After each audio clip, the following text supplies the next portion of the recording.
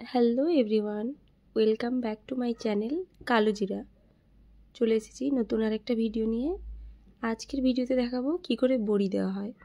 শীতের শুরুতে হালকা মিঠে রোদে বসে মা কাকিমারা বড়ি দেন, আর এটা মেদিনীপুরের খুব ঐতিহ্যবাহী একটা জিনিস। তো তার জন্য আমি বিউলির ডাল, গ্রাম্য ভাষায় এটাকে বিরির ডালও বলে, এটা সারা রাত ভিজিয়ে রেখেছিলাম। সকালে ভালো করে ধুয়ে নিয়েছি, ধুয়ে মিক্সিতে একটা ফাইন পেস্ট বানিয়ে নিয়েছি। বিশেষ কিছু উপকরণ লাগে না, তাও পসরা সাজিয়েই বসেছি। পেস্টটা একটা বাটিতে বের করে নিয়েছি। এবারে এটা ভালো করে ফেটাতে হবে। যত ভালো করে ফেটানো হবে বড়ি ততই পলকা হবে। দিয়েছি সামান্য পরিমাণে একটু নুন। এবারে ফেটাচ্ছি, আমি প্রায় 15-20 মিনিট মতো ফেটিয়েছি। ফেটালে মিশ্রণটার কালারটা অনেকটা চেঞ্জ হয়ে যাবে, একদম সাদা ধপধপে হয়ে যাবে। তো এরপর নিয়েছি একটা স্টিলের থালা, সেটার মধ্যে দিয়েছি কিছুটা তিল।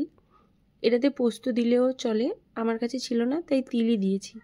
এবারে এর মধ্যে একা ফেকা ডিজাইনের বড়ি দিচ্ছি। একটা তেলের প্যাকেটের মধ্যে মিশ্রণটা ঢুকিয়েছি, দিয়ে বড়ি দিয়েছি।